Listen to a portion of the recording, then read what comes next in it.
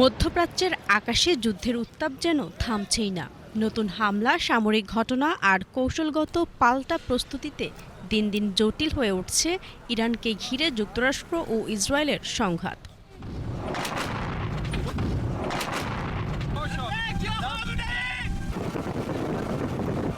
Got into this particular incident. Now, the number of crew on board, 5 in the one that is indeed missing. মার্কিন সামরিক বাহিনীর central command বা CENTCOM জানিয়েছে ইরাকের আকাশসীমায় একটি মার্কিন KC-135 রিফুয়েলিং উড়োজাহাজ বিধ্বস্ত হয়েছে।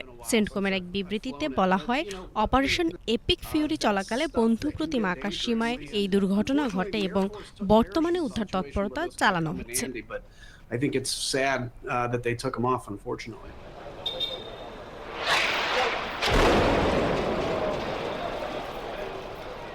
এদিকে লেবাননের রাজধানী বৈরুতেও নতুন করে হামলা করেছে ইসরায়েলের সামরিক বাহিনী। তাদের দাবি, শুক্রবার সকালে শহরটিতে হিজবুল্লাহর এক সদস্যকে লক্ষ্য করে এই হামলা চালানো হয়েছে।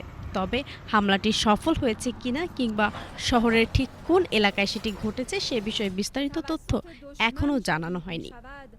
The Baidu navigation satellite system is China's alternative to the American Global Positioning System, or GPS. এরই মধ্যে যুদ্ধের কৌশল নিয়ে নতুন একটি তথ্য সামনে এসেছে। গোয়েন্দা বিশ্লেষকদের ধারণা, ইসরায়েল এবং মধ্যপ্রাচ্যে থাকা যুক্তরাষ্ট্রের সামরিক স্থাপনাগুলো লক্ষ্য করে হামলা চালাতে ইরান সম্ভবত চীনের স্যাটেলাইট নেভিগেশন প্রযুক্তি ব্যবহার করছে।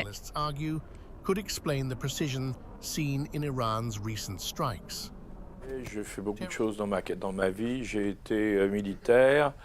ফ্রান্সের বৈদেশিক গোয়েন্দা সংস্থার সাবেক পরিচালক অ্যালেন জুইলেট এক সাক্ষাৎকারে বলেন, চীনের বাইদু স্যাটেলাইট নেভিগেশন ব্যবস্থার মাধ্যমে ইরানের ক্ষেপণাস্ত্র লক্ষ্যভেদের সক্ষমতা আগের চেয়ে অনেক বেশি নিখুঁত হয়েছে। তার মতে, ইসরায়েলের সঙ্গে সাম্প্রতিক সংঘাতের পর থেকেই ইরানের হামলার নির্ভুলতা আরও বেড়েছে।